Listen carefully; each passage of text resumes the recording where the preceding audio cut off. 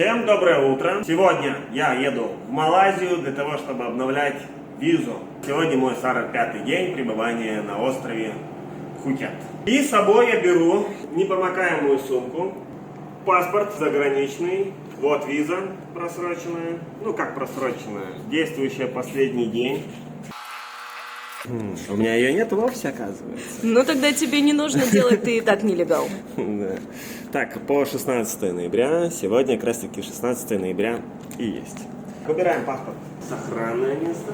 К нему у меня есть с собой 2000 бат, что примерно чуть меньше 4000 российских рублей. Видеокамера, к ней объектив 7.14.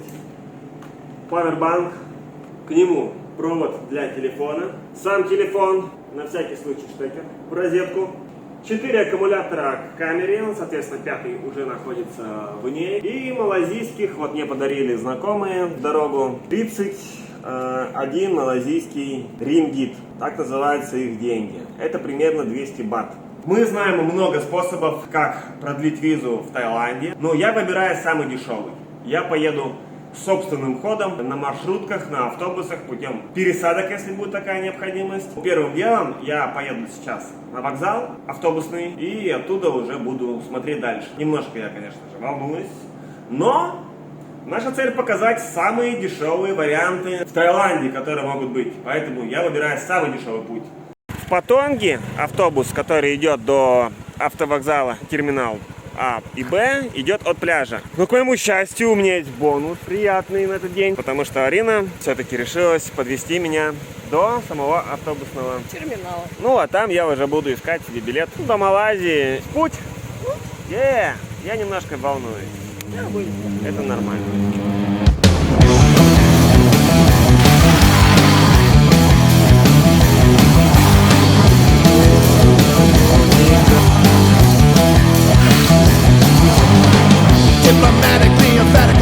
Байкера.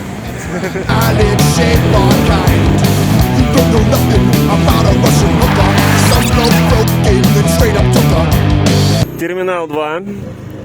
Проезд закрыли. Да, все, я узнала это место, я сюда приезжала. Ага, круто, я слажу. Классика. Тут много птиц в клетках. Что, пойдем? И спящие водила. Пойдем поищем билет. Ну, вот так выглядит примерно автовокзал на Пхукете. Информационная стоечка налево. Также билеты покупаем с левой стороны. А вот билетная касса. Расписание. Hello. Ник, Малайзия. Malaysia. Yeah. Malaysia. You want to go to Malaysia? Kuala Lumpur. А это Слава пытается объяснить, что ему нужно покинуть границу и сделать въезд-выезд. Как будет граница на английском? Yeah. For long visa. Tomorrow? Today. 22:15. Это куда? Это на границе именно. Ух ты. А был, получается, в 7:15? 9:15. Yeah, every day, yeah? Короче, на 9:15 я опоздал, остается 22:15. А how much? 390 бат. Я буду примерно в 5 утра. Ну, у меня будет просрочка визы на один день. Ну, это стоит 500 бат. Go today, na? 10:15, na? At night, na? 10:15. Окей. Okay. Косарь бат, размениваю. 400, 500, 600, 10 бат. Ага, так. Thank you. Вот у меня крутой автобус. Випка. Yeah. Ну, я надеюсь, что 500 бат за просрочку одного дня визы с меня не возьмут. Ну, если да, что я поделаю? Ну ладно. Но это все равно экономичнее. Дальше. Вот он, 24-й терминал. Какой у тебя номер автобуса? 787. Ну, значит, тебе до Сонгхила. Вот такой билетик. Могу показать, как он выглядит. Стоит относительно недорого.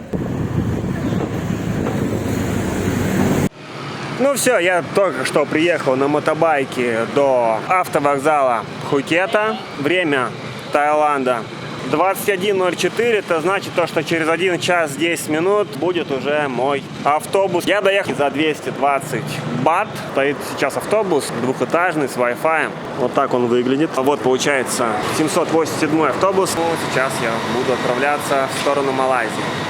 Что меня ждет, я пока сам не знаю. Мне, честно говоря, немножко переживания охватывает. Но я уверен, все будет хорошо. В любом случае, мы это увидим. Соответственная тема, как недорого обновить визу еще на 45 дней. Так, ну идем в автобус тогда. Вот такой первый этаж. Здесь, в принципе, нет ничего, зато есть туалет. Это уже много. Тут какая-то вип-комната. Там никого нету. Так, ладненько, поднимаемся на второй этаж тогда. Автобус пуст. Я себе выбираю местечко здесь. Здесь же я и поеду. Кондиционер работает хорошо. Ну и, соответственно, если сзади никого не будет, то я смогу откинуть кресло. Такие пуфики под голову и пледик. А, это пледик. Так что я не замерзну точно. Ну, примерно через 10 минут автобус справляется. И, ну, надеюсь, скучно в дороге мне не будет. Только что была первая остановка здесь. Зашел только один человек, и мы едем дальше. Так, на себе креслице я уже отодвинул. Здесь в автобусе Wi-Fi, к сожалению, нету. Интернет на телефоне у меня закончился, я его не продлил. Поэтому пробую поспать. Ехать мне 7 часов. На улице начался небольшой дождик, и поэтому я радуюсь, что все-таки я еду не на байке, а на этом шикарном автобусе. Так, ну прошло полчаса. Мы сейчас подъезжаем к выезду из острова Пхукет. Контрольно-пропускной пункт. Сейчас мы едем в сторону Краби. Ну, на автобусе, конечно же, это намного комфортнее. Наша остановочка. Время час ночи, 33 минуты. Итого в пути мы уже 3 часа. По подсчетам должно остаться еще 5 часов езды, и мы будем находиться у границы с Малайзией. Погода на улице потрясающая. В автобусе холодно. Я уже взял себе 3 пледа. Все зайду в 7-Eleven и возьму себе какую-нибудь вкусняшку. Потому что все, что у меня было, я уже съел. Ну, чуть больше привычного, конечно. Стоит на 19 бат. Вот наш водитель. Ну что, продолжаем путешествие. Нас ждут приключения. Я готов покорять Малайзию. К веселым новостям. Время 5 утра. Я прибыл в конечную автобусную остановку. Я встретил здесь таксиста. Он говорит, что доехать до границы Малайзии и обратно будет стоить 1500 бат. Такси туда-обратно, я думаю, достойненько. Поэтому попробую поторговаться. Так, ну в это время город еще спит. Вот, просыпаются только первые жители. Соответственно, водителем такси оказался не этот чувак, а вот этот, который выходит. Мы договорились на 1000, потому что мне нужно еще вернуться. Я забыл, что они праворульные все.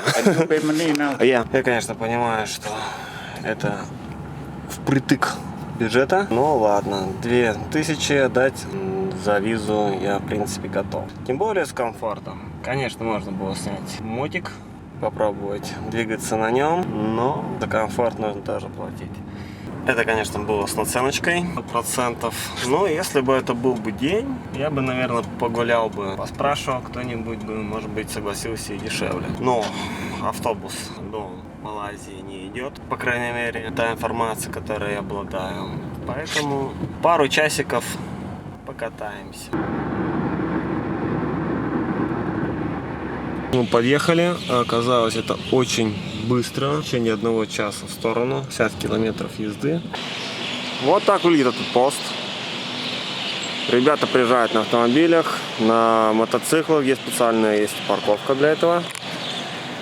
Ставят транспортное средство, идут и продлевают визу. В общем, все выходят с паспортами, все довольны, поэтому пошел вклиниваться. Иду на контрольно-постовой пункт. Тут есть мои корешка-байкеры. Сейчас глянем, что из этого всего получится. Мой водитель сказал, что будет меня ждать. Надеюсь, он не убежит. Стрелочки говорят, иди вперед. Стрелочки не слышу. Ну вот, иммиграционный пост. Ну, формально я нахожусь сейчас в Малайзии.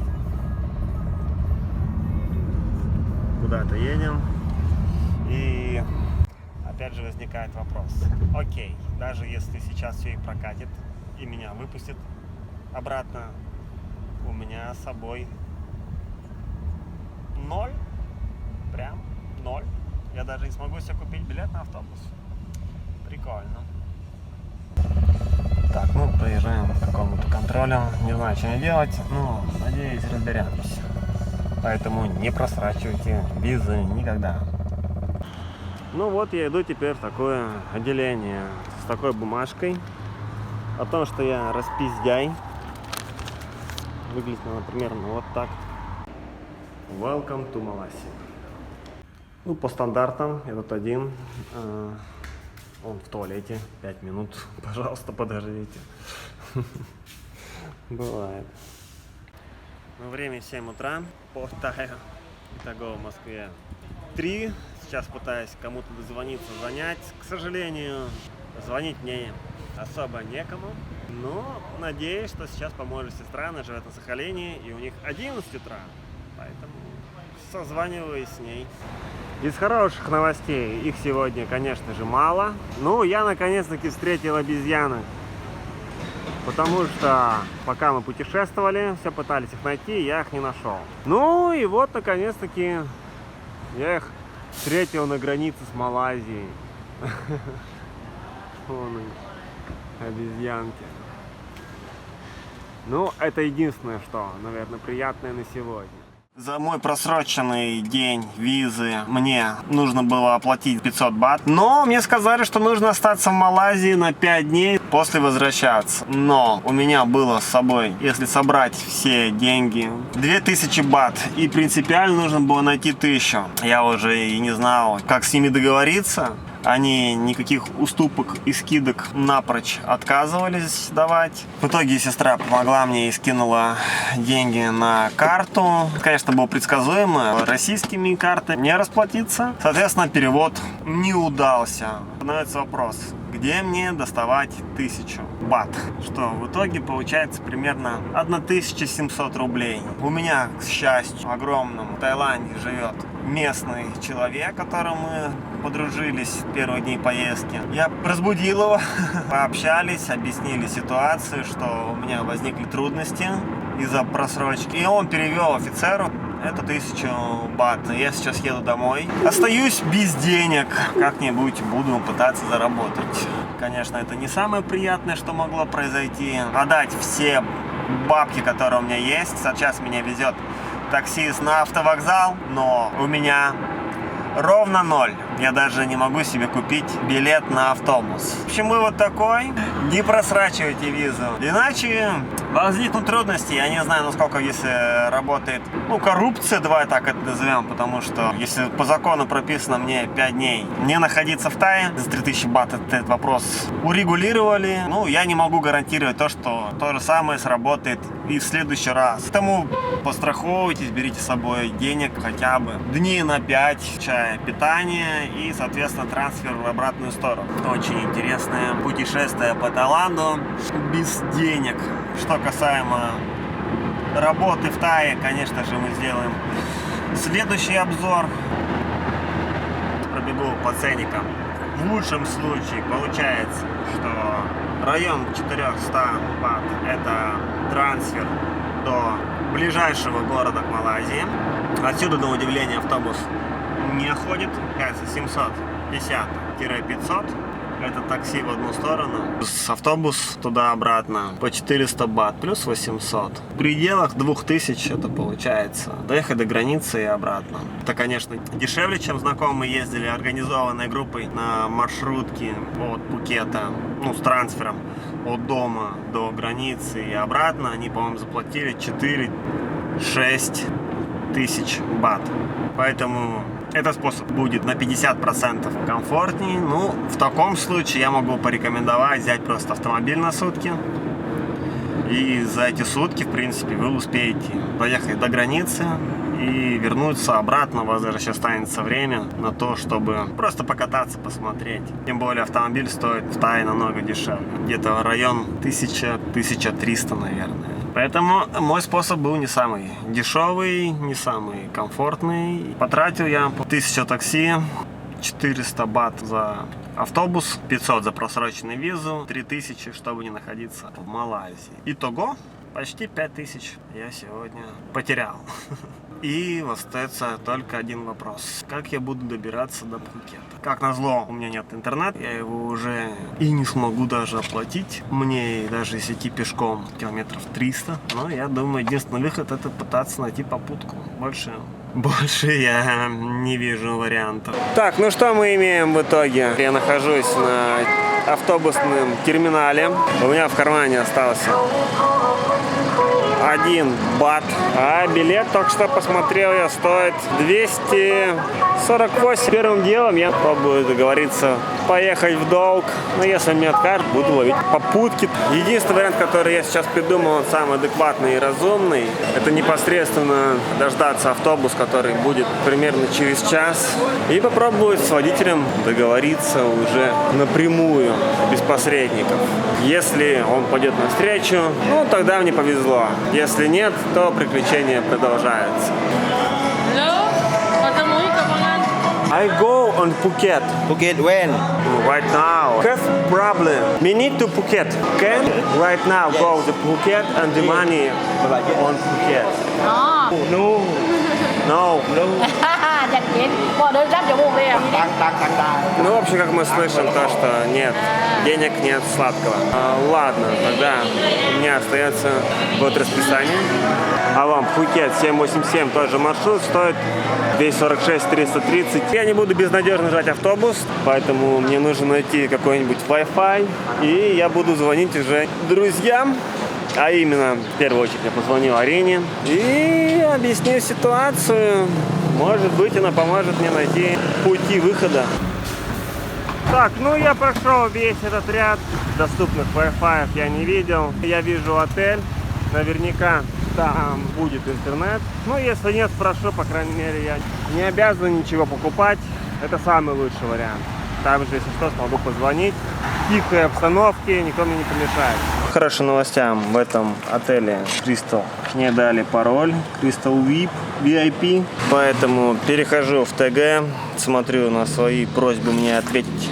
О, одно сообщение от Арины есть. Так, ну, 7 минут назад она вроде проснулась. Хорошо. С Ариной мы пообщались.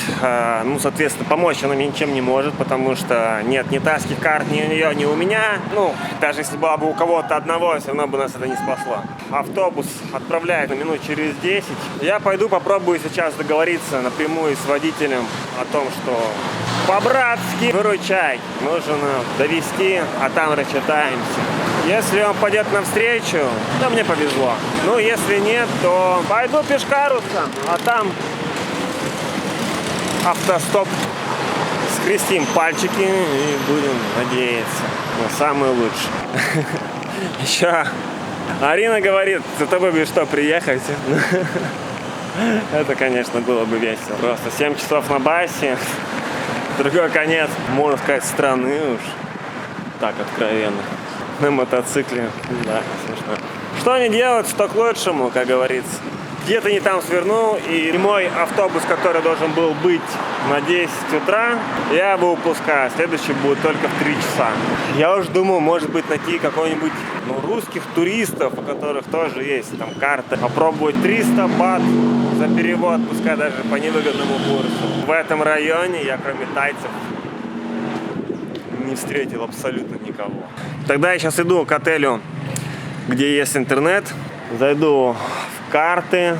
Ну и посмотрю, в какую сторону мне идти. В сторону Пхукета. И буду, наверное, идти с вытянутой ручкой. Может, кому по пути. Но я думаю, это самая такая возможная ситуация. Потому что других, ну, признаться уж, я не вижу. Новостей. У меня осталось немножко воды.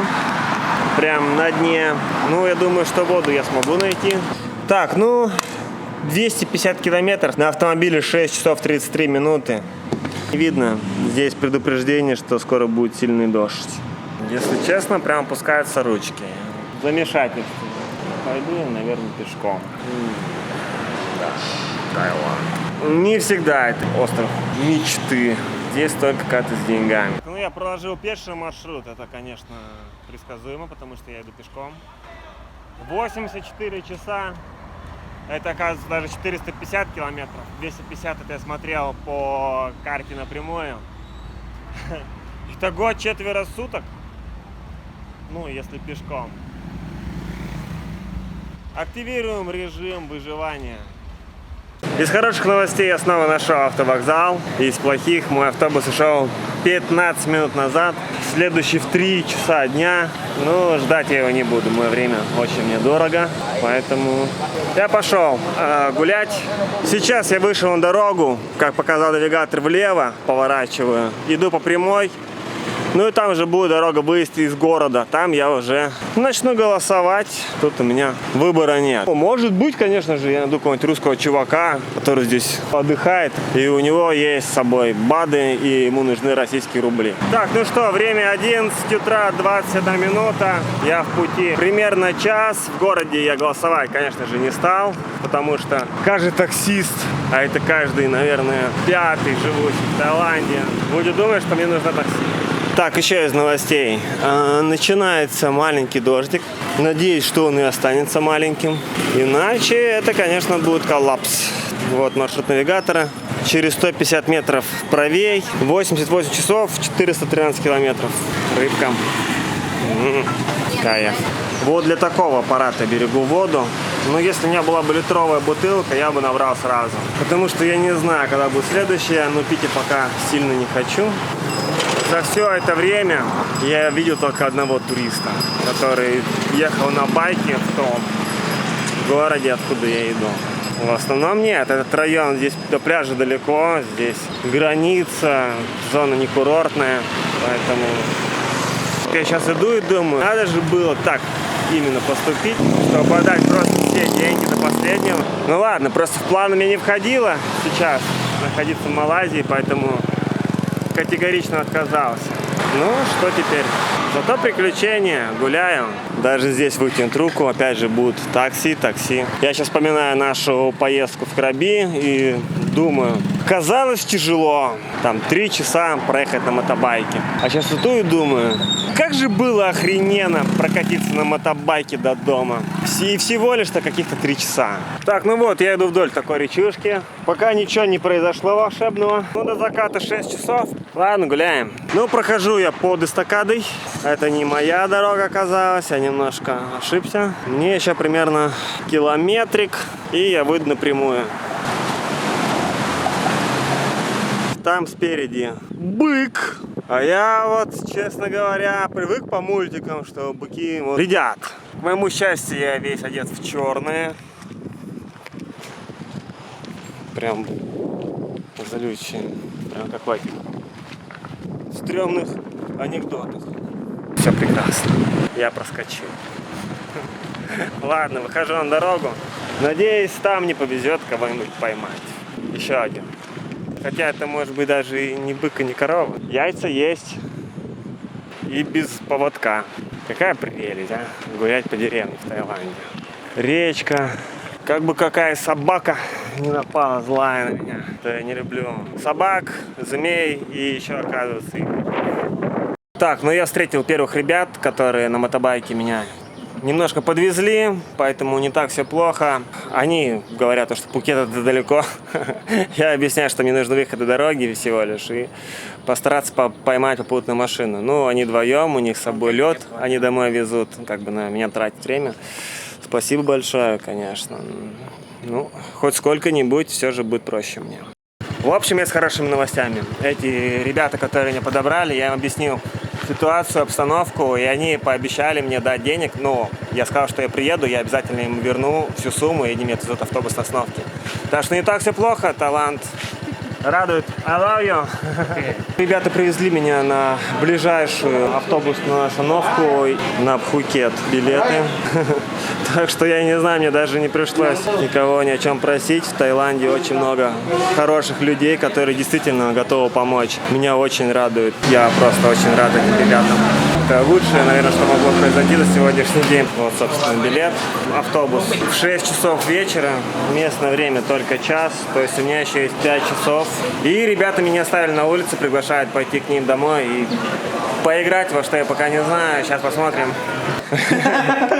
Так, как я уже и говорил, познакомился с ребятами. Это Пэт, второй парень Ти. Еще плюс ко всему бонус. Ребята варят кротом. Также предложили. Кротом из Малайзии, я? Так выглядит дом. Он принадлежит Пэту. Я так понимаю, что он живет здесь один. Он, по сути, очень красивый и большой, потому что мы проезжали деревню, ничего подобного я здесь, в принципе, не находил. А вот и Ти. Ти, да, Ти и Пэт. Пэт и Ти. Так, кротом варится на газу. Сегодня прям мой день, прям по-другому не сказать, потому что кротом I love you. Хорошие ребята попались, они заплатили за билет. Я очень счастлив. Thank you so much. Okay.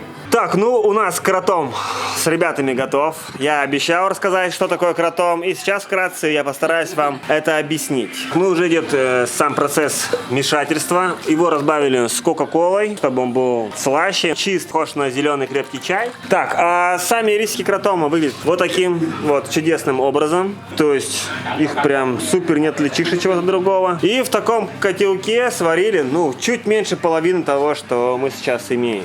Ну, это все мешалось во льду, чтобы остыло. И вот сейчас получается холодный напиток. Но мы с ребятами сейчас выпили кротом, общались. Ребята сказали, то, что они пьют кротом каждый день для того, чтобы компенсировать какие-то развлечения. То есть кто-то бухает, кто-то курит траву. Ребята ежедневно потребляют кротом чисто для того, чтобы поддерживать свое настроение. Он помогает расслабиться. Если его пить редко на непостоянной основе, то будет желание спать.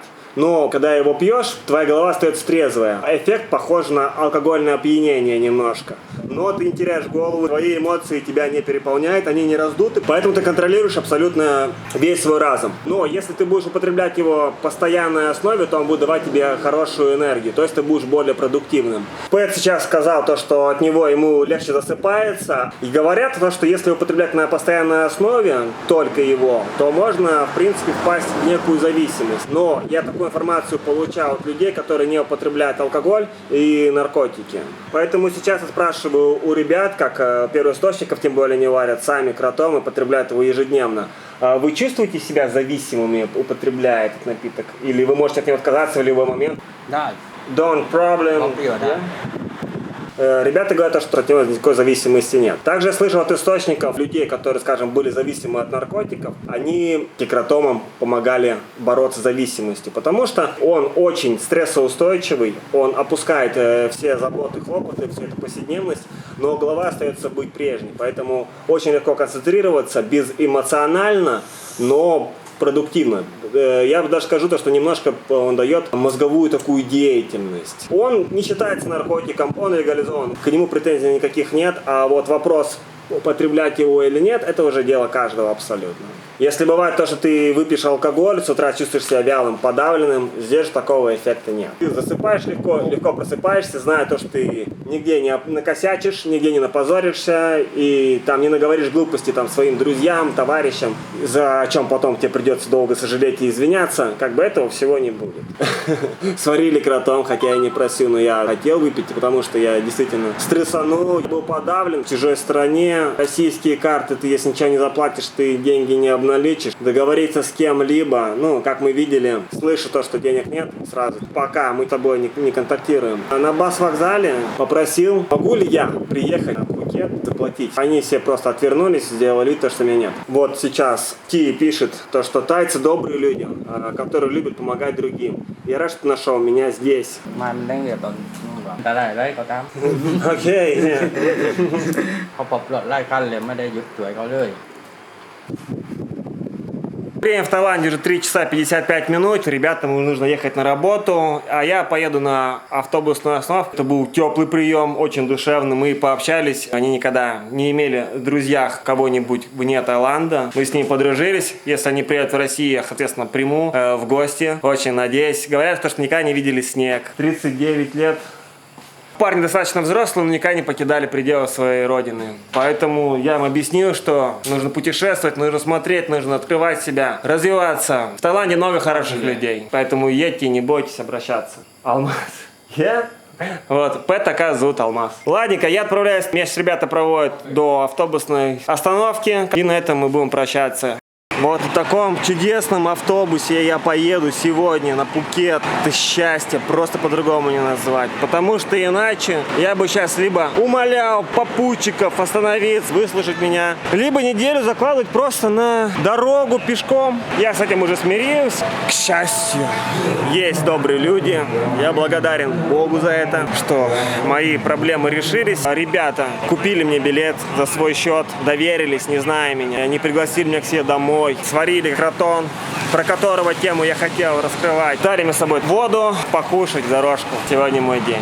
Я честно, такого исхода просто не мог ожидать. Я даже не голосовал, хотел выйти на дорогу прямую и там уже начать. Ребята сами остановились, развернулись, подъехали ко мне и спрашивают, тебе куда нужно? Они говорят, ну ты не в ту сторону пойдешь, а у меня в телефоне закончились деньги, я остался без интернета, и даже формальный маршрут построить я не мог. Пока я находился в гостинице, у меня был интернет, я проложил маршрут до Пхукета, чтобы хотя бы знать, в какую сторону идти. И отправился.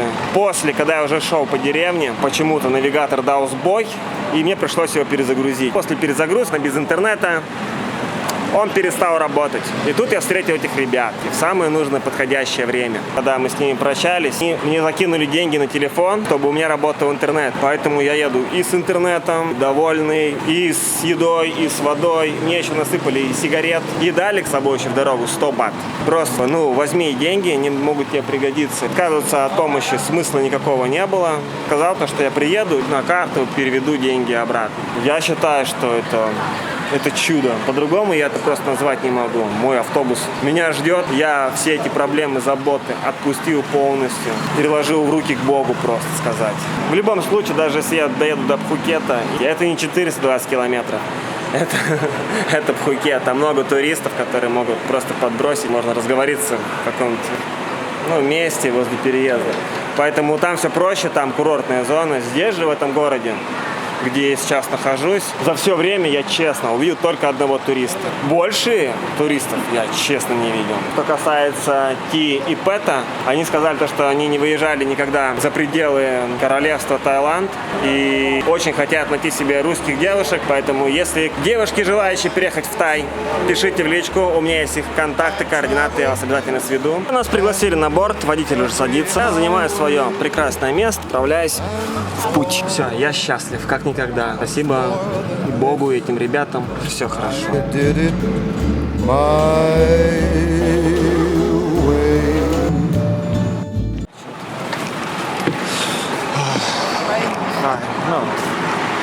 Все прекрасно.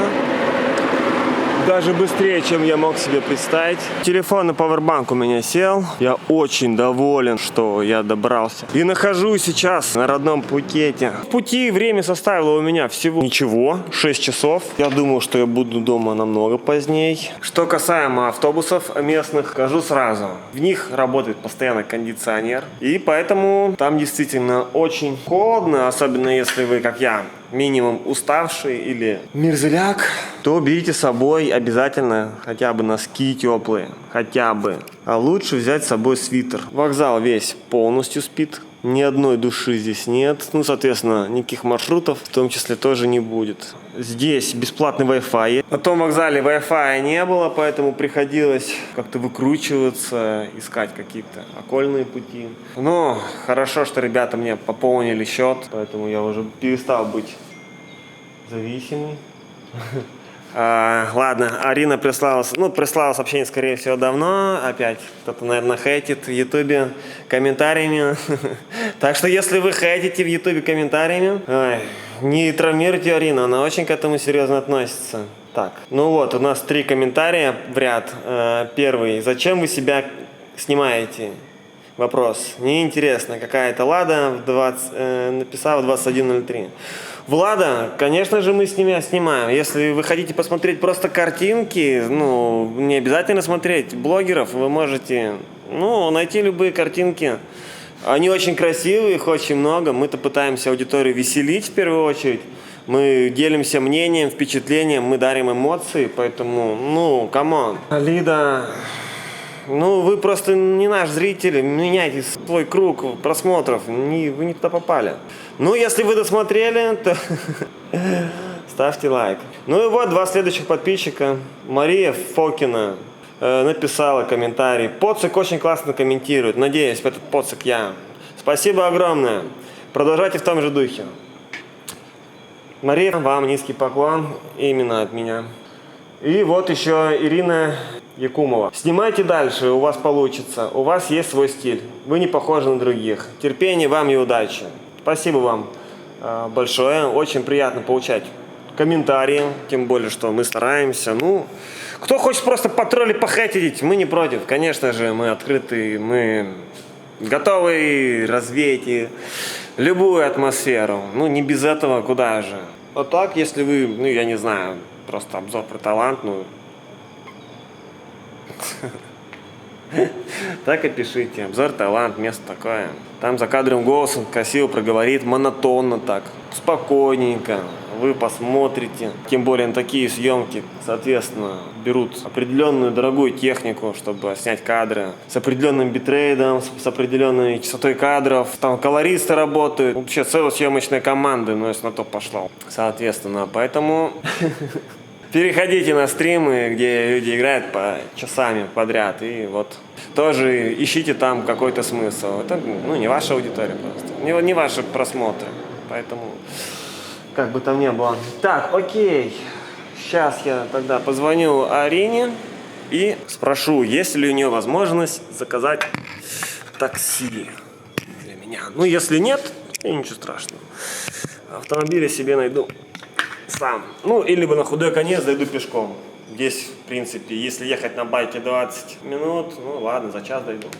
Это на худой конец. Но у меня есть 100 бат. За 100 кто-нибудь довезет. Или бы какой-нибудь турист. Так, Арине я не дозвонился, но, в принципе, у нее свои дела, своя жизнь, поэтому я посмотрел навигатор, ехать полчаса до моего дома, ну, пешком идти 3 часа 6 минут, а вот не мама звонит. Ладно, отвечу пока что. Так, ну, как я уже и сказал, у Арины есть свои дела, поэтому она не ответила. Иду домой, у меня дома есть немножко денег, поэтому договорюсь сейчас, чтобы мне довезли, ну, и попробую рассчитаться уже непосредственно по факту. 250-300 за полчаса на мотобайке, я думаю, это достойно. Ну, так что такие дела. Вон, в принципе, сидят уже местные таксоны. Надеюсь, они наглеть не будут и пойдут навстречу. Таксоны. Таксисты. Ну, 3 часа пешком идти, ну, кому? Не хочу добивать так последние. А они все спят. Hello. Потонг на найф. Patong ấy, na này, Yeah? How much? mình 3 lên bát tiền lên thật. bát ngon. 3 сотки. Окей. Окей. Так, ну здесь, соответственно, местные цены, поэтому 300 бат. Я поеду уже непосредственно до дома. Так, ну в это сложно поверить даже мне. Но я уже дома. Поднялся домой, взял деньги, рассчитался с таксистом и захожу. В общем, я безумно рад, что я добрался. Безумно рад, что в целости и сохранности. Не на дороге нигде, а именно дома. Мое приключение, слава богу, закончилось про визы. Это было интересно. Слава богу, что, ну правда, то, что я дома, по-другому не выразить. А не где-нибудь до сих пор не шляюсь, тем более не по трассам. А уже прям все. Можно ложиться. Я сейчас прям лягу, прям реально. И буду спать. Время тайское. 1 час 25 минут. Прелесть. Спасибо, кто меня поддержал, кто переживал, волновался, не стоит, все в порядке, я не пропаду нигде, ни при каких обстоятельствах. Все, всем спасибо. I've been up and down and over and out, and I know one thing, each time I find myself flat on my face.